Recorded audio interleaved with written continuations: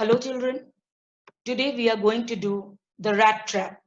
Actually, we had started rat trap in our previous video which is part one of rat trap, in which I had given the introduction to the story, summary, theme, central idea, everything. The characters had been introduced in the first part, and the about the author we have discussed, the style and setting. Almost the introduction part was over in first part of video. Today I am here with the second part of the video, The Rat Trap by Selma Lagerlof. Here I have tried to bring some important events of the story with word meaning, how the story proceeds. This I have tried to bring here in the second part. And third part, I will end the video. In third part, we will complete the chapter. That will be the end of the video. Let's start our story.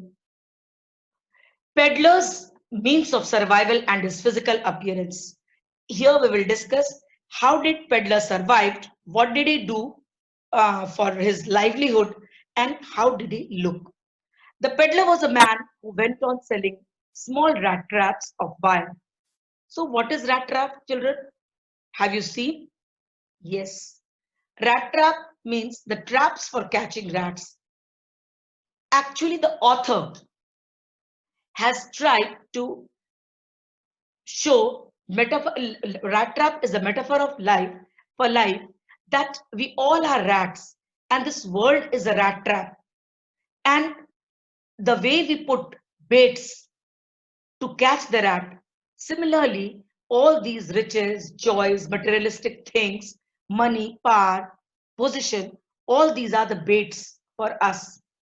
That is why we are called this world is called a rat trap, because the moment we try to catch the bait, the world comes to an end. So the peddler was a man who went on selling small rat traps of wire. He made them himself at odd moments. Odd moments means in his free time, from the material he got by begging in stores or at the big farms. But even so, as the business was not specially profitable, so he had to resort to both begging and petty thievery to keep body and soul together. What is keeping body and soul together? That is survive, especially in a difficult circumstance. Even so, his clothes were in rags, his cheeks were sunken, and hunger gleamed in his eyes. Cheeks were sunken means cheeks were hollow because of hunger. Actually, the gleam means shine. Hunger gleamed in his eyes means his eyes looked very hungry. The metaphor of trap, which highlights the human predicament, how the life is a rat trap. One day, one day, this man had fallen into a line of thoughts, which really seemed him entertaining. He had naturally been thinking of his rat trap when suddenly he was struck by the idea that its lands, its seas, its cities and villages was nothing but a big rat trap. It had never existed for any other purpose than to set baits for people. Line of thought means started thinking about something. We also come sometimes in the line of thoughts continuously, we start thinking. Set baits for people means offering temptation, making person greedy, the comforts of life which is offered to trap someone. It offered riches and joys, shelter and food, heat and clothing, exactly as the rat trap offered cheese and pork. And as soon as anyone let himself be tempted to touch the bait, it closed in on him, and then everything came to an end. Tempting means convinced, want to take, greed.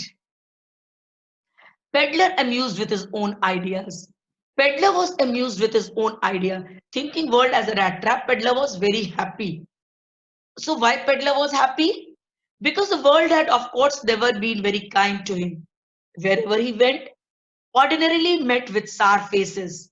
So it gave him unusual joy to think ill of it in this way. It became a cherished pastime of his.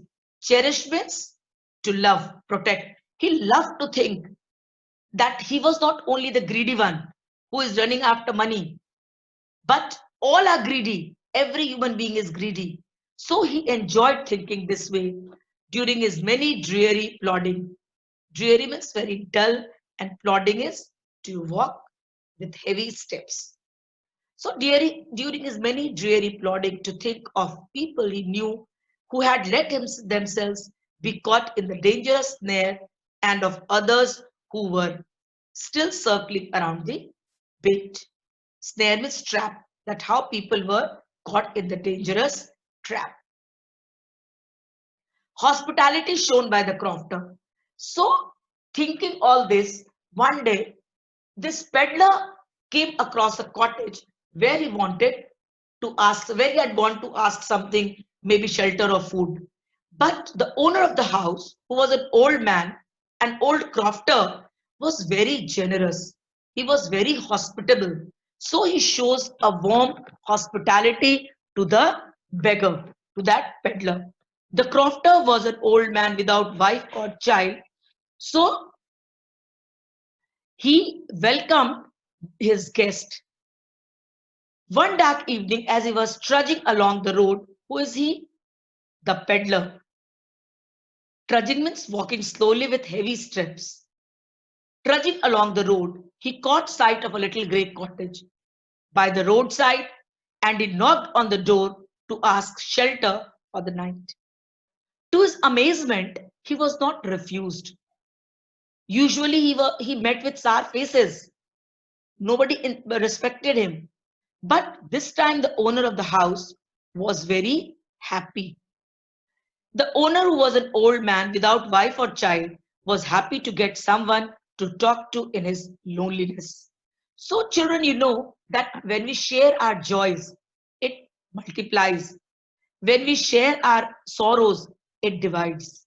So, man, being a social animal, has needs someone for his company. He cannot live alone. So, as the peddler, so as the crofter, he wanted someone in his loneliness. So he was very happy to see his guest. Immediately, he put the porridge pot on the fire and gave him supper. Then he carved off such a big slice from his tobacco roll that was enough for both the stranger's pipe and his own. And he also shared his tobacco, gave him tobacco. And finally, he got out an old pack of cards and played Majolus until the bedtime. Majolus is a game played with cards in Sweden. So altogether, the host was very warm and very hospitable. And not only he was generous in giving him food and playing cards with him, he was also very generous to share his secrets with the peddler. The crofter was such a fine gentleman. The crofter was such a simple gentleman that he also shared the secrets of his money. The old man was quite generous. Generous means very liberal, very big hearted in sharing his secrets. The guest was informed that in his days of prosperity, prosperity means riches, when he was rich, his host had been a crofter. Host had been a crofter, a person who works on a rented farm. So he was a farmer. He worked on a rented farm. But now he was no longer young, so he could not work on farm. Now his host had been a crofter at Ramso work, Iron Works, and had worked on the land. Now that he had no longer able to do labor, it was his cow which supported him. So now he had cow. In Sweden, we tell the cows are called boss. So that bossy was extraordinary. His bossy in Latin, the word boss used for a cow. So his cow was extraordinary. who could give milk for the creamery. Creamery is what you call your dairy, a factory that produces cheese and cream. So that he could give milk, for she could give milk for the creamery, and after selling the milk, the last month only he had received all of 30 kroner. Kroner is what? It's currency. Sweden, currency of Sweden, kroner. Many European countries have a kroner as a currency, um, a kroner in payment. The peddler must have seemed incredulous. Incredulous means peddler would not believe that the old man must be having 30 kroner. So he seemed incredulous, unbelievable. So the crofter took down a leather pouch, which was hung on a nail in the very window frame, and picked out three wrinkled 10 kroner bills and held up before the eyes of his guest, showed him the money. And that money, what was for the peddler? That money which was shown was a bait for the peddler. He was he became greedy to get that money. So Crofter's confidence was broken by the peddler. Was the peddler able to keep Crofter's confidence? No. The crofter had been so good to him, the crofter had been so nice to him, but the peddler, he took his money, he stole his money and ran away. Next day, both men got up in good season. The crofter was in a hurry to milk his cow, and the other man probably thought he should not stay in bed when the head of the house had gotten up. They left the cottage at the same time. The crofter locked the door and put the key in his pocket. The man with the rat trap said goodbye and thank you, and thereupon each went his own way. They got up in a good season, means they got up early, very happily, because they had a wonderful night. And because Crofter was going to milk his cow, so peddler also, he left his house and they both went their own way. Half an hour later, the rat trap peddler stood again before the door. He did not try to get in. However, he only went up to the window, smashed a pane, smashed means badly broken, struck his hand and got hold of the pouch with the 30 kroner. He took the money and thrust it into his own pockets. He kept it hidingly into his pocket. Then he hung the leather pouch very carefully back in its place and went away. See, how did he return? How did the peddler return? The kindness of the crofter. The crofter had done so much for him and he stole his money. This way, Crofter's confidence was broken by the peddler. The peddler thought that he had indeed fallen into a trap. So after stealing the money, the peddler did not take the public highway because he was a thief now. He had fallen into the trap. So instead of taking the public highway, he entered into a forest which was very big, dense forest. As he walked along with the money in his pocket, he felt quite pleased with his smartness. At first, he dared not continue on the public highway, so turned off the road into the woods. During the first hours, this caused no difficulty. Later in the day, it became worse. So initially in the forest, he was walking and walking without any problem, much difficulty.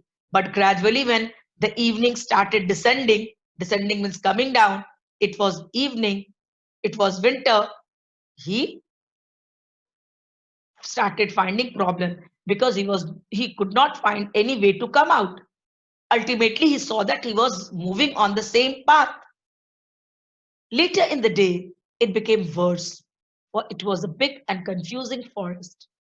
He tried to be sure to walk in a definite direction, but the paths twisted back and forth strangely without coming to an end. Finally, he realized that he had only been walking around the same parts of the forest. So, no way out, moving in the same forest for the whole day. And then all at once, he recalled his thoughts about the world and the rat trap. Now he realized that he had fallen into the rat trap. His own turn had come. He had let himself be fooled by a bait and had been caught in the and had been caught. The whole forest with its trunks and branches, its thickets. What is thickets? A dense group of bushes and fallen logs closed in upon him like an impenetrable prison, jail from which one cannot come out, from which one cannot pass. Impenetrable means impassable. Prison from which he could never escape. Now his own turn had come and he had been befooled.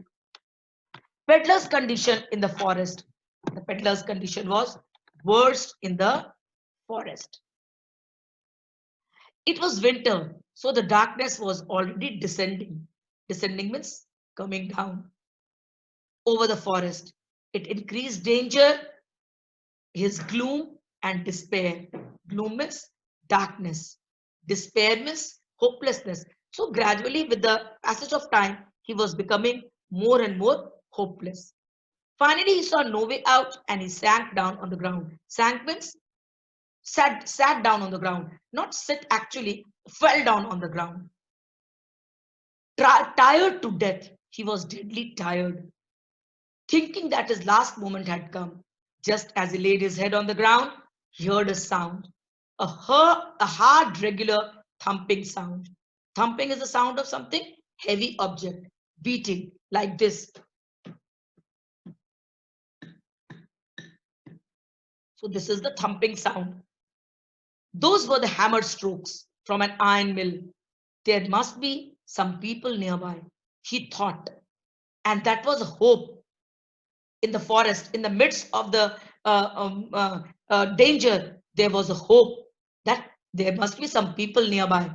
And he thought and summoned all his strength. Summoned means gathered, collected all his strength, got up and staggered in the direction of the sound. Staggered means to walk with difficulty because he was deadly tired. So somehow he managed to get up and walk in the direction of the sound, descending to decrease.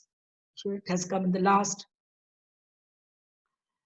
Now hope in the midst of despair, and then he staggered towards the iron mill.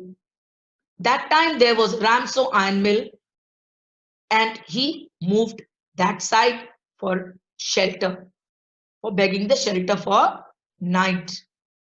The sound was coming from the Ramso Iron Works, which was a large plant with smelter, rolling mill, and forge. Or these are the machines of iron mill. Smelter means the machine in which metal is melted to form into shape. Rolling mill means machine to roll metals into sheets. And forge is also a shop where metal is heated. Means आप कह सकते हो भट्टी, लोहार की दुकान. You must have seen on roads how they work. The huge fire on the anvil. In winter, the roads near the mill were black from the coal dust. There were many noises inside. There were many noises inside and outside the forge. There were many noises inside and outside the forge. Inside, there was noise of what? Noise of all the machines working and the charcoal burning.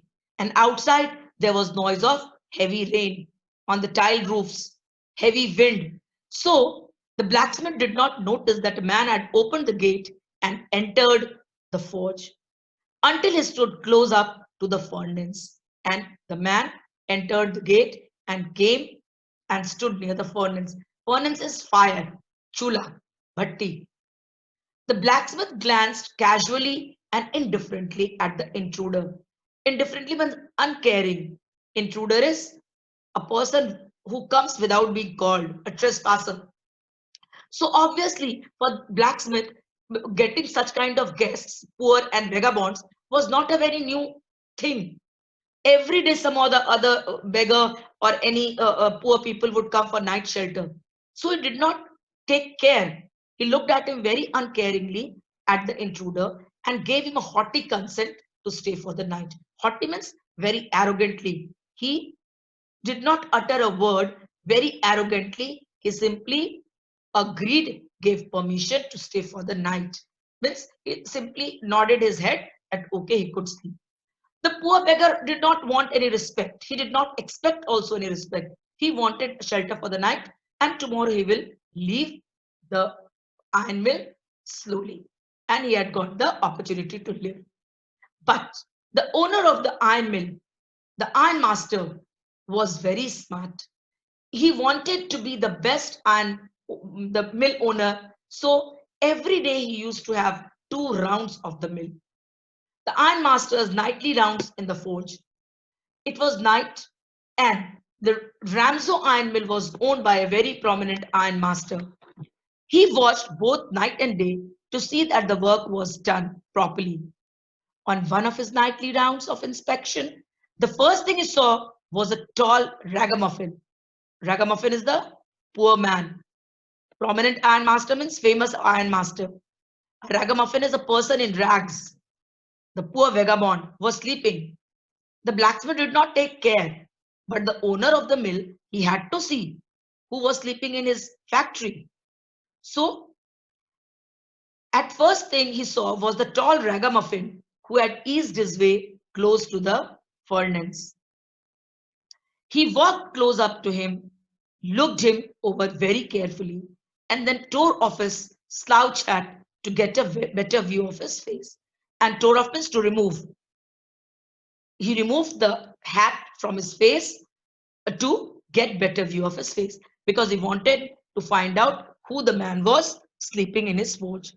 And the moment slouch hat means a hat with a wide flexible brim or edge. So he removed to see. And surprisingly, when the ironmaster saw the vagabond, he mistook him for one of his old friends. In that light, which was not very bright, he thought it was his old friend. Ironmaster mistakes of considering the peddler his old acquaintance.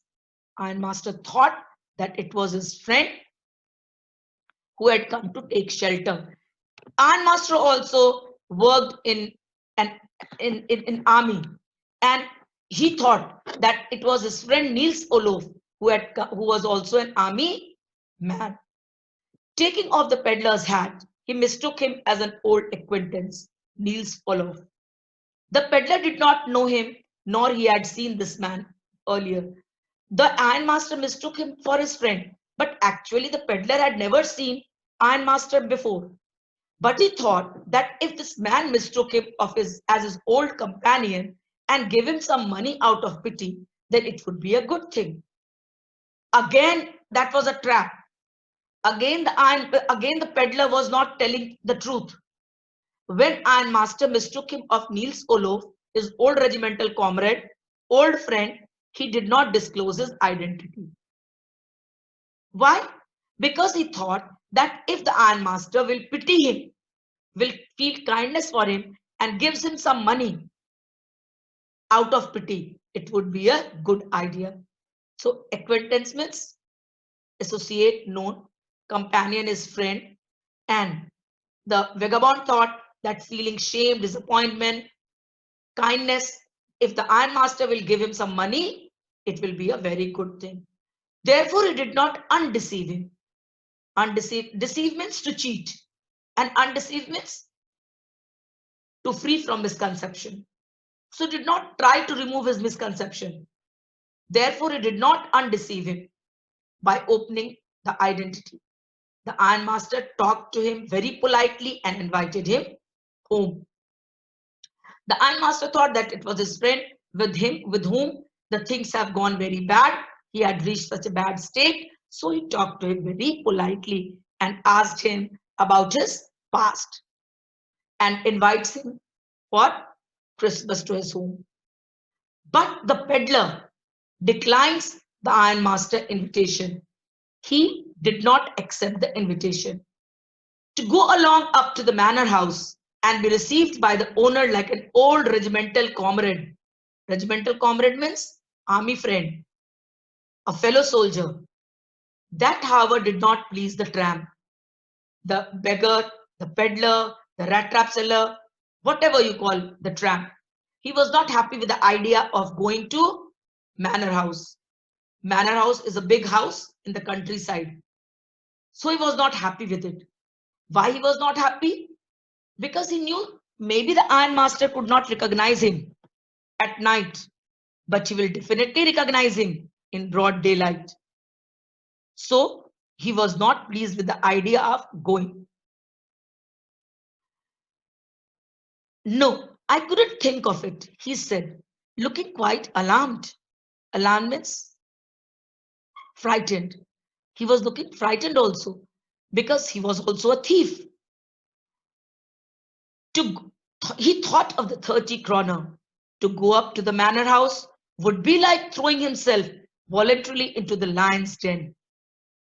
The ironmaster assumed, and so he thought that if he will go to ironmaster's house, it will be like throwing himself into the lion's den. Abel mujhe maar, putting his leg on the sharp edge, inviting the problem. So he refused. The ironmaster assumed that he felt embarrassed because of his miserable clothing. But ironmaster thought that he was not ready to go because he was in rags. His clothes were in pathetic state. So he said, "Please don't think that I have such a fine home that you cannot show yourself there. We don't have any company for Christmas.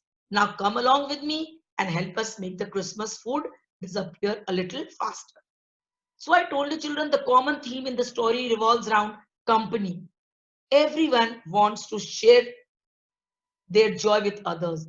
And same way, Iron Master thought that if his friend goes to his home, they will enjoy the Christmas together. So he insisted. So he requested him a lot to come with him. But the peddler said no and no and no. He flatly refused. So today in part 2, we will do only till here. Next video, I'll come with part 3, where we will see that the Iron Master leaves invitation and how Iron Master's daughter, Edla Wilmanson, comes and she takes him home. The another part of the story we will do in video number 3. Go through the word meanings, learn. Till then, bye. Stay safe, stay healthy, and read the chapter.